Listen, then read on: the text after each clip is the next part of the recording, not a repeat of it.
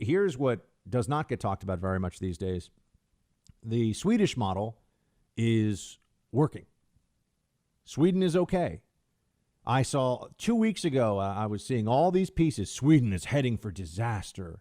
Sweden is going to be falling apart, you know. And I said, look, they're either going to learn a very painful lesson, I suppose, or they're going to show that the total panic response of shut down, shut everything down, stay home, don't go outside unless you absolutely have to, that wasn't really necessary.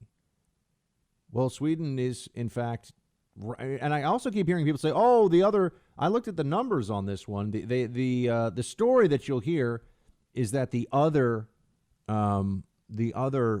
people, the other states rather, in the neighborhood, the other countries, Denmark, Finland, are doing so much better than they are. And it turns out that that's not, when you look at it on a per capita basis, that's not really true.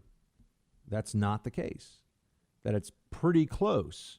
And Sweden has allowed people to continue. Think about what America would be like right now if stores were still open, bars were still open, restaurants were still open, and you're allowed to go to your place of work. And you're allowed to go outside.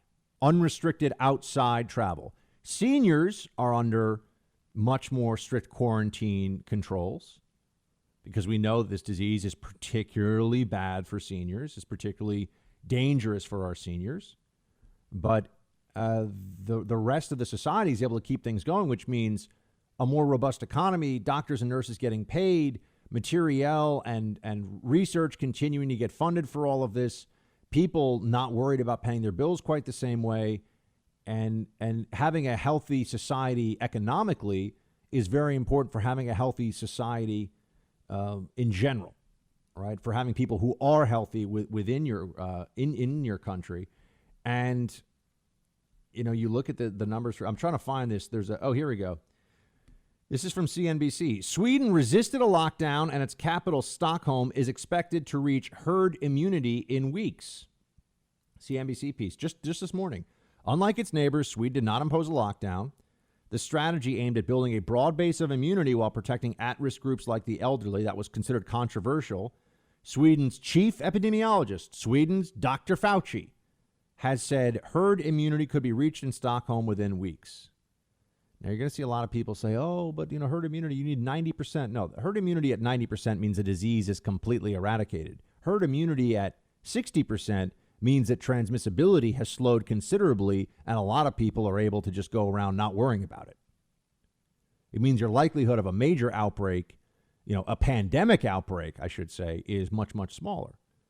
You know, so yes, you herd immunity from measles, which we don't want any. You know, in the United States, we can get to a place where we have basically 0 cases of that, right? Well, that requires about a 95% inoculation rate.